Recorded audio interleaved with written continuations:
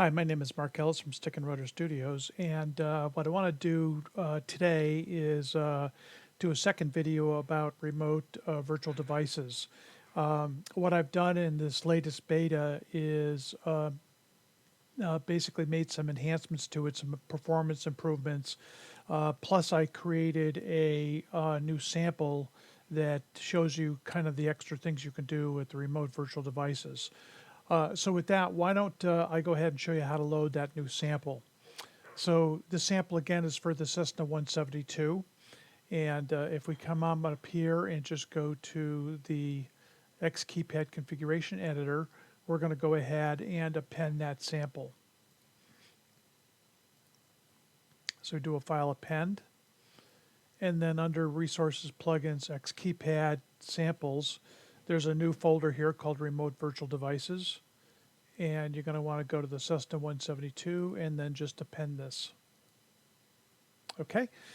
Yeah. And this is basically a derivative of the original Cessna 172 virtual device sample. I've modified it to make it take advantage of some new remote virtual device features. And with that, let me actually come on over here and show you how we can test that.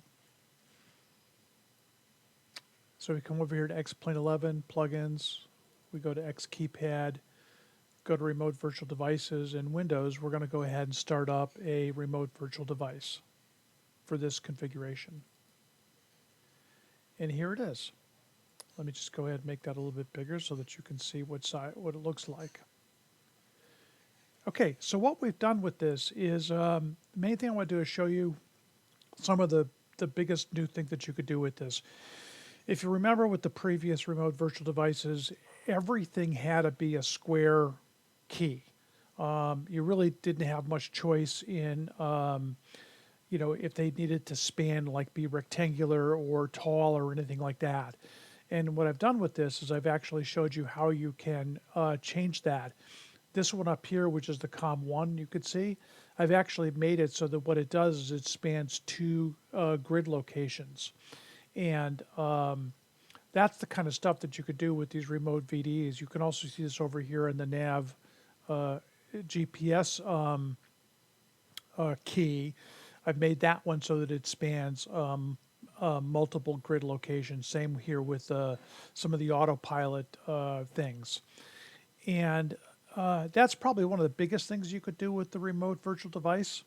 I've also, in this sample, for those of you that are using the X-Touch Mini, if you remember, I had a virtual device sample for the Legend, and I've actually got that included in here. So if I just run this a second time, you'll get a second remote virtual device window that can be used as that X-Touch Legend if you are using an X-Touch. If you don't want to use this, you can simply go in to the remote virtual device configuration here, and on this device too, just delete it.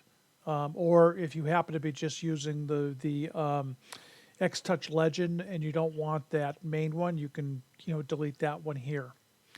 And just to kind of show you where this gets done, if you come over here to the COM1 active action, one of the things you'll notice here is that I said that that one spans two columns, and that's how you get it so that it's going to be either wider or taller than one particular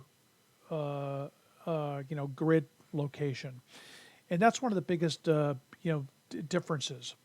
The other one thing I wanted to show you is I did make some significant performance improvements. And if we come up here and go to plugin admin, you can see here that with both of these two remote virtual devices open,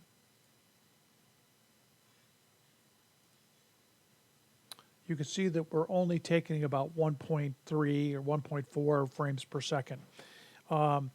This is not only the fact that the remote virtual device in general, because of the way it works, it doesn't have to render itself within the same rendering loop as X-Plane.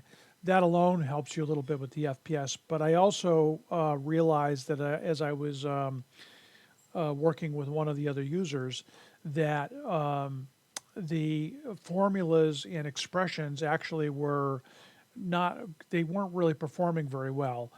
So I made some optimizations to them, and that made a dramatic improvement in performance, particularly for the X Touch Legend. It was using a fair number of those expressive data refs to make decisions about what to show and what not to show, and they weren't performing very well.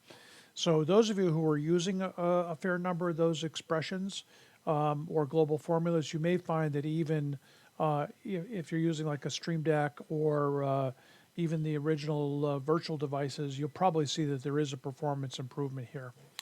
So I just wanted to show that to you briefly, and for those of you who have time, you can play around with this new sample and see what we did with it.